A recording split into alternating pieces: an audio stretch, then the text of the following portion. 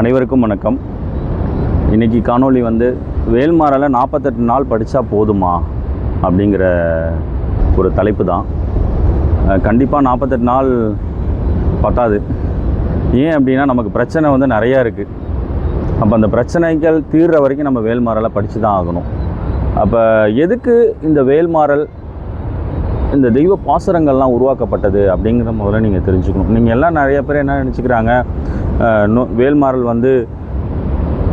படித்தா நோய் தீர்ந்துறதும் எல்லாமே செய்யும், உங்கள் பிரச்சனைகளை எல்லாத்தையும் சரி பண்ணும். ஆனால் அது எதற்காக உருவாக்கப்பட்டதுங்கிறது தான் ரொம்ப முக்கியம். அதோட நோக்கம் என்ன அப்படின்னு. இப்போ இந்த மகான்கள் அத்தனை பேரும் இந்த வாழ்க்கைங்கிற பிரச்சனையிலேருந்து விலகி போய் இறைவன்கிற பரம்பொருளோட சரணாகதி நிலையில் அடைஞ்சாங்க, ஒன்றோட கலந்தாங்க. அப்படி இருக்கிற மகான்கள் ஏன் இந்த மனித வாழ்க்கையில் இருக்கக்கூடிய பிரச்சனைகளுக்கு தீர்வு கொடுக்கணும் அப்படின்னு நீங்கள் பொதுவாக யோசித்து பார்த்தீங்கன்னா அது ஒரு மிகப்பெரிய விஷயத்தை உங்களுக்கு உணர்த்தும். என்ன அப்படின்னா, அவங்க இதெல்லாம் வேண்டாம் அப்படின்ட்டு தான் விட்டு போனவங்க ஏன் விட்டுட்டு போன ஒரு பிரச்சனைக்கு தீர்வு கொடுக்கணும்? இது ரொம்ப ஒரு முக்கியமாக இந்த இடத்துல நீங்கள் புரிஞ்சுக்கணும். அவங்க என்ன நினைக்கிறாங்க, இந்த மகான்கள்லாம் எந்த காரணத்துக்காக உருவாக்கப்பட்டதுன்னா, இந்த வேல்மாறல், கந்த சஷ்டி கவசம், கந்தகுரு கவசம், முருகப்பெருமானோட பல பாசுரங்கள் உருவாக்கப்பட்டது. மனித வாழ்க்கை ரொம்ப பிரச்சனையாக இருக்குது. பொருளாதார பிரச்சனை, குடும்ப பிரச்சனை, குழந்தை பிரச்சனை, திருமண பிரச்சனை, எல்லாத்தோட நோய் பிரச்சனை, நோய்கள் ரொம்ப மனிதனை உருக்குது அப்படிங்கிற இதெல்லாம் பார்த்தவங்க இதெல்லாம் அவங்கள இறைவனை அடையிறதுக்கு தடையாக இருக்குது. இந்த மாதிரியான பிரச்சனைகள் தான் இறைவனை அடைய முடியல மனிதர்களால். இப்போ இதை நம்ம மனிதர்கள் வாழ்க்கையில் இருக்கக்கூடிய பிரச்சனைகளை சரி பண்ணிட்டோம்னா அவங்க ஈஸியாக இறைவனை அடைஞ்சிருவாங்க. நம்ம பெற்ற மாதிரி வள்ளிமலை சாமிகள் முருகப்பெருமான விஸ்வரூப காட்சியை பார்த்த மாதிரி, பாம்பன் சாமிகள் பார்த்த மாதிரி, அருணகிரிநாத சாமி பார்த்த மாதிரி, அகத்தியர் பார்த்த மாதிரி இப்போ எல்லாரும் பார்க்க முடியும். இது ஒரு பேரானந்த நிலை. இதுக்கு தடையாக இருக்கிறது இந்த வாழ்க்கையில் நடக்கக்கூடிய சின்ன சின்ன பிரச்சனைகள் அவங்களுக்கு பெரிய தடையாக இருக்குது. நோயினால் ரொம்ப துன்புறுறாங்க, குடும்பத்தில் நடக்கக்கூடிய சிக்கல்களால் துன்புறுறாங்க. இதெல்லாம் அப்போ இந்த தெய்வ பாசுரங்களை படித்தோம்னா அவங்களுக்கு எல்லாம் இதெல்லாம் விளங்கணுன்னு அவங்க முருகப்பெருமானை ஈஸியாக சரணாகதி நிலையை அடைஞ்சிடலாம் அப்படிங்கிற ஒரு உயர்ந்த நோக்கத்துக்காக தான் இது அமைக்கப்பட்டது. இப்படி அமைக்கப்பட்ட ஒரு விஷயத்தை நம்ம ஒரு காலம் குறிப்பிட்டு ஒரு எல்லைக்கு உட்படுத்தப்பட்டு ஒரு 48 நாள் 50 நாள் அப்படின்னு தீர்மானித்து படிக்கிறது அந்த அளவுக்கு எப்படி முழு பலனை கொடுக்குமா அப்படின்னா, முதல்ல இந்த 48 நாள் எதுக்கு சொல்லப்பட்டது அப்படின்னா, நீங்கள் ஒரு மண்டலம், ஒரு கோவில் கும்பாபிஷேகம் நடந்ததுன்னா 48 நாள் மண்டல பூஜை நடத்துவாங்க. எதுக்கு அப்படின்னா, நீங்கள் இவ்வளோ கோயில் கட்டுறது ரொம்ப கஷ்டப்பட்டிருப்பாங்க, கும்பாபிஷேகம் முடிஞ்சோன்னா அவங்க வேலை முடிஞ்சிச்சு அப்படின்னு நீங்கள் நினைக்கக்கூடாது. அப்போ நித்திய பூஜைகள், நித்திய அபிஷேகங்கள், அன்னதானங்கள் இதை 40 நாள் தொடர்ச்சி பண்ணும் போது மனித மனம் அது ஆழ் மனதில் போய் பதிஞ்சிரும். அப்படி பதியப்பட்ட போது அவங்க தினமும் இந்த பூஜை முறைகளை விடாமல் பண்ணணும் அப்படிங்கிறதுக்காக தான் அந்த 48 நாள் கொடுக்கப்பட்டுச்சு. 48 நாள் உங்களுக்கு ஒரு எல்லை கிடையாது, லிமிட்டேஷனை வச்சு அதை நம்ம முடிச்சிக்க முடியாது. இது நம்ம தொடர்ந்து வாழ்நாள் முழுக்க வரக்கூடிய ஒரு விஷயம். திருப்புகழில் வள்ளிமலையில் நாங்கள் பாராயணம் பண்ணும் போது கூட சொல்லுவாங்க, நாங்கள் பல வருஷமாக படித்த ஒரு 80 பாட்டுக்கு மேலே எங்களால் பாட முடியாதுன்னு. அது 16,000 பாடல்கள் திருப்புகழ் பாடல். நம்மள்கிட்ட இருக்கிறது 1300 சொச்ச பாடல் தான் இருக்குது. அப்படி இருக்கும்போது அந்த திருப்புகழ் பாடலை ஒரு 50 பல ஆண்டுகளாக படிக்கிறவங்களாலே 50-60 பாட்டை தாண்ட முடியல. இப்போ நம்ம அப்படி ஒரு ரகசியங்களும் பொக்கிஷங்களும் அவ்வளோ நம்ம வாழ்க்கைக்கு தேவையான தத்துவங்களையும் திருப்புகழில் கொடுக்கப்பட்டிருக்கு. திருப்புகழ்லேருந்து வந்தது தான் வேல்மாறல். திருவகுப்பிலேருந்து வந்த வேல் வகுப்பிலேருந்து எடுத்து தான் வள்ளிமலை சாமிகள் வேல்மாறலை கொடுத்தாங்க. அப்படி இருக்கும்போது நம்ம ஒரு காலம் 48 நாள் இது போதும் அப்படின்னு நினச்சி இதை முடிச்சுக்கிறது அந்த அளவுக்கு சரி கிடையாது. இதை வள்ளிமலை சாமிகள்கிட்ட சீடராக இருக்கக்கூடிய பாலதந்தாயுத சுவாமிகள்கிட்ட நாங்கள் இருக்கும்போது ஒருத்தவங்க கேட்டாங்க, ஒரு அம்மா கேட்டாங்க, ஐயா இது மாதிரி நான் 48 நாள் முடிச்சிட்டேன், அப்போ எனக்கு ஒரு பிரச்சனை இருந்தது, அது சரியாயிட்டு, ஆனால் பார்த்திங்கன்னா அதை விட பெரிய பிரச்சனை வந்துடுச்சு ஐயா, நான் என்ன பண்ணுறது? அந்த 48 நாள் படித்தனே அது போதுமானதாக இருக்காது அப்படின்னோடனே ஐயா உடனே சொன்னாங்க, நீங்கள் பசிக்குது என்ன பண்ணுறீங்க, டெய்லியும் சாப்பிட்றீங்கல்ல, இப்போ உடல் பசிக்கு ஓகே டெய்லியும் சாப்பிட்றீங்க, அப்போ உங்கள் உள்ளத்தில் இருக்கிற இறைவன்கிற பசிக்கு அடங்க நீங்கள் டெய்லியும் தானே இதை படிக்கணும் அப்படின்னு சொன்னாங்க. அதை போல் தினமும் நம்ம இதை ஒரு நித்திய வேலையாக வச்சுக்கணும். அப்போ தான் நம்ம வாழ்க்கையில் நமக்கு வந்து பிரச்சனைங்கிறது வந்து ஒரு சில பிரச்சனைகள் இல்லை, அது உடனே முடியாததாகவும் இல்லை. நம்ம இறுதி நாட்கள் வரைக்கும் இந்த பிரச்சனை வந்துக்கிட்டே இருக்குது. வாழ்க்கைங்கிற சுழற்சி நம்மளை சுழட்ட அடிக்குது. யார் எப்போ நமக்கு என்ன பண்ணுவாங்கன்னு தெரியல, பொருளாதார நெருக்கடி எப்போ வரும்னு தெரியல, நம்மளோட உடல் பிணி எப்போ வரும்னு தெரியல. இப்படியான ஒரு சூழலில் நம்ம மாட்டி பின்னி பிசைஞ்சு இருந்துகிட்டு இருக்கும் போது நம்ம ஒரு குறிப்பிட்ட நாள் வரைக்கும் இந்த தெய்வ பாசனங்களை படிச்சுட்டு நிறுத்துறதுங்கிறது அது முறை கிடையாது. இது வாழ்க்கையில் நம்ம இறுதி மூச்சு இருக்கிற வரைக்கும் இந்த திருப்புகளையும் வேல்மாறலையும் முருகப்பெருமான் மேலே ஏற்றப்பட்ட அத்தனை பாசுரங்களையும் நம்ம படிக்கிறோம் அப்படிங்கிற மனநிலையை முதல்ல நம்ம வளர்த்துக்கணும். இது ஒரு குறுகிய வட்டத்துக்குள்ளே இப்போ 48 நாள் படித்தோன்னா 48 நாள் படித்தோம், முதல் நாள் படித்தோன்னா அப்போ நாளையிலேருந்து 47 நாள் தான் இருக்குது அப்படின்னு கணக்கு போட்டு சில பேர் படிக்கிறாங்க. அப்படி நிறைய பேர் என்ன சொல்கிறாங்க, 48 நாள் முடிச்சிட்டேன், நான் எனக்கு எதுவுமே நடக்கலை, 48 நாள் முடிச்சிட்டேன், எதுவுமே நடக்கலை. முதல்ல நமக்கு கர்மா நிறைய இருக்குது. அப்படி இருக்கிற கர்மாவுக்கு நம்ம வந்து ஒரு சின்ன ஒரு சொல்யூஷனை மட்டும் கொடுத்துடக்கூடாது. தினமும் நம்ம படித்து இந்த பிரச்சனைகளை தீர்த்து அந்த பேரானந்த நிலைக்கு போகணும். அதுதான் வள்ளிமலை சாமிகள் பல மகான்களும் சொல்கிறாங்க. இந்த நம்ம சின்ன சின்ன வாழ்க்கையில் நடக்கிறதுலாம் சிற்றின்பம்ங்கிறாங்க. பேரின்பம் வந்து முருகப்பெருமானோட பொற்பாத கமலத்தை அடைகிறது தான் பேரின்பம். அந்த இன்பத்தை வந்து நீங்கள் வந்து வர்ணிக்கவே முடியாது. அது ஒரு எப்படி சொல்கிறதுனே தெரியாது. அவ்வளோ ஒரு பேரானந்த நிலை. அந்த நிலையை தான் ஒவ்வொரு முருக பக்தரும் அடையணும் அப்படிங்கிறதுக்காக தான் இந்த பாசுரங்கள் உருவாக்கப்பட்டது.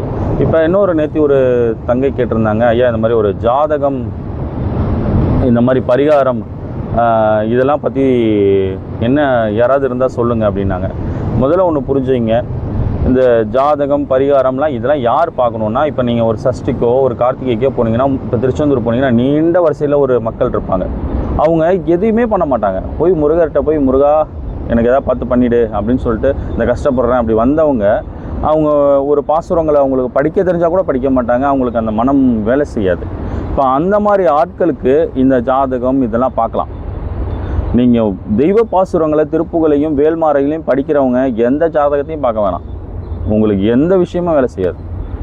அதனால் உங்களுக்கு எந்த கிரகணங்களும் தாக்காது. எந்த பிரச்சனையிலும் நீங்கள் வேல்மாறலில் தொட்டுட்டிங்கன்னா எல்லாத்தையுமே முருகர் பார்த்துப்பார். அதனால் அதெல்லாம் பற்றி நீங்கள் ஜாதகம் பரிகாரம்லாம் போக வேண்டாம். திருப்புகள் படிக்கிறவங்க ஜாதகம் பரிகாரம், வேல்மாறல் படிக்கிறவங்க ஜாதகம் பரிகாரம் இப்படிலாம் நீங்கள் போய் பார்க்கணுன்னு அவசியமே இல்லை. உங்களுக்கு எதையுமே நீங்கள் வந்து கேட்கணுன்னு அவசியம் இல்லை.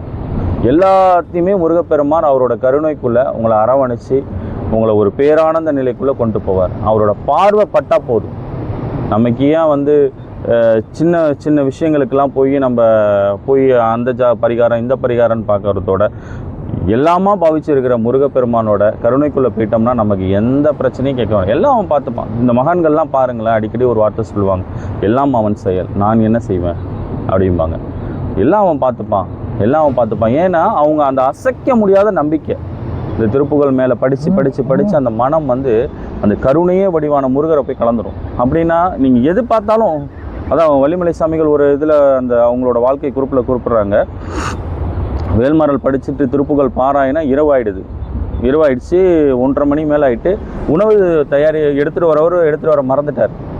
அப்போ சாமிகள் என்ன பண்ணுறாங்க, நான் படித்த திருப்புகளும் வேல்மாறலும் உண்மையானால் இப்போ எனக்கு உணவு கிடைக்கணும்னு 1:30 மணிக்கு வள்ளிமலை மலை மேலே வாய்ப்பே இல்லை, அங்கேருந்து 1:30 மணிக்கு ஒருத்தர் எடுத்துகிட்டு வந்து கொடுக்குறாரு. ஏன்னா எல்லாம் அவன் பார்த்துப்பான் அப்படின்னா சரணாகதி நிலையை அடைஞ்சிருவாங்க, விட்டுருவாங்க. நான் என்ன செய்வேன், எல்லாம் நீ பண்ணுற முருகா, நீ தான் எல்லாம், இந்த அனுபவம் உன்னை தெரியாமல் என் உடம்புல அசையாது, எல்லாமே நீ தான், எனக்கு தெரியாதா இந்த பூமியில் வந்து இங்கே கொண்டாந்து விட்ட உனக்கு தெரியாதா எனக்கு என்ன தேவைன்னு. நம்ம ஏன் போய் மனிதர்களோட வாழ்க்கையில் போயிட்டு மனிதர்களை போய் நம்பி இவர் அவன் வாழ்க்கையை மாற்றிடுவார், இந்த ஜாதகக்காரவங்க மாற்றிடுவாங்க, இந்த பரிகாரம் செஞ்சால் மாற்றிடுவாங்க, அப்படியே போகணும். முருகப்பெருமானோட அனுகிரகம் இருக்குது. முருகான்னு மனமுருகி நீங்கள் பிரார்த்தனை பண்ணினீங்கன்னா நின்று உங்கள் முன்னாடி தோன்றி ஏதோ ஒரு ரூபத்தில் உங்களுக்கு பரிபூர்ண அனுகிரகத்தை கொடுப்பார். நேற்று ஒரு சம்பவம் அந்த மாதிரி தான் நடந்துச்சு. ஒரு குழந்தை கல்லூரி படிக்கிறா, அவளுக்கு ரொம்ப உடம்பு சரியில்லை, படுத்த படுக்கையாயிட்டால் எந்திரிக்கவே முடியல. அந்த தாய் எனக்கு கூப்பிட்டுருந்தாங்க. நான் வேல்மாறல் முருகா அந்த குழந்தை உன்னோட குழந்தை அப்படின்னு உருகி படித்தேன். நான் படித்து முடித்து சில துளிகளில் ஒரு 3 மணி நேரமாக எந்த அசைவும் இல்லாமல் இருந்தவன் ஒரு 1 ஹவரில் நான் உருகி முருகான்னு கண்ணீர் ரொம்ப அழுதுட்டேன். அந்த மனம் உருகி அந்த பிள்ளையை ஏன் இப்படி பண்ணுற முருகா காப்பாற்று அப்படின்னு சொல்லி நான் மனம் உருகி படித்ததோட அந்த ஒரு சக்தியாக முருகர் உடனே பாவிச்சு அந்த குழந்தையை ஒரு சில மணி நேரங்களில் அந்த குழந்தையை எழுந்திரிச்சு தானாக நடந்து அவங்களோட வேலையை செஞ்சுட்டு வந்து படுத்துட்டாங்க. அந்த தாய் எனக்கு கண்ணீர் மேல்கூட நன்றி சொன்னாங்க, நான் முருகருக்கு நன்றி சொன்னேன். அது மாதிரி அந்த அர்ப்பணிப்பு வேணும். நீங்கள் படிக்கிறதுங்கிறது சும்மா ஏதோ பாட புத்தகத்தை படிக்கிறோம் அப்படி படிக்கக்கூடாது. ஒவ்வொரு வார்த்தையிலையும் முருகரை நினைக்கணும், குருமார்களை நினைக்கணும். அப்படி நீங்கள் படித்து பாருங்கள், நீங்கள் அந்த சொல்கிறதுக்கு வார்த்தைகளை உடனே பலன் கொடுக்கும். உங்களோட அன்பு தான் ரொம்ப முக்கியம். முருகர் மேலே நீங்கள் வைக்கிற அன்பு தான். அந்த அன்புக்கு எவ்வளோ உண்மையாக இருக்கோ அவ்வளோக்கு எவ்வளோ உங்களோட செயலும் உடனே நடக்கும். நேற்று நடந்த ஒரு நிகழ்வு வந்து இன்றைக்கி என்னால் முருகருக்கு நான் நன்றி சொல்லிக்கிட்டே இருக்கேன். முருகா அப்படின்னு அந்த கருணையோடு நீங்கள் படித்து பாருங்கள். இந்த வேல்மாறலை கண்டிப்பாக உங்களுக்கு ஒரு நல்ல பலனை கொடுக்கும். நீங்கள் எல்லோரும் நல்லா இருப்பீங்க. முருகப்பெருமான் உங்கள் அத்தனை பேருக்கும் கருணை புரிவார். கருணையே வடிவானவர் முருகர். அதை வந்து எல்லா வாரியார் சாமிகள் அடிக்கடி சொல்லுவாங்க, கண்கண்ட தெய்வம் முருகர் அப்படிம்பாங்க. இதெல்லாம் உணர்ந்து தான் சொல்கிறாங்க. வாரியார் சாமிகள்லாம் என் ஆன்மாவை வந்து மயில் மேலே முருகர் கூட்டு போவோன்னு அவ்வளோ ஆழமாக சொன்னார். அப்படி தான் நடந்துச்சு. மும்பையிலேருந்து சென்னை வராங்க, லண்டன்லேருந்து மும்பை வந்துட்டாங்க, மும்பையிலேருந்து சென்னை வராங்க. லண்டனில் கேட்குறாங்க, ஐயா சாப்பிடாமல் இருக்கீங்க, இதை முருகருக்கு பூஜை பண்ணாமல் நான் சாப்பிட மாட்டேன் அப்படின்னு. மும்பையிலேருந்து ஃப்ளைட்டு சென்னை வருது. சென்னை வரும்போது ஃப்ளைட்லேயே அவர் ஏதோ மயிலில் ஏதோ பார்த்துட்டாரு, பக்கத்தில் இருக்கிறவங்க பதிவு பண்ணால் தான் முருகா வந்துட்டியான்னார். ஃப்ளைட்டில் சென்னையில் லேண்டிங் ஆகும்போது அவரோட ஆன்மா அவர் சொன்ன மாதிரி என்னோட ஆன்மாவை மயிலில் வந்து முருகரை அழைச்சிட்டு போவார். அப்படி தான் நடந்தது. அந்த அசைக்க முடியாத நம்பிக்கை இருக்கணும்.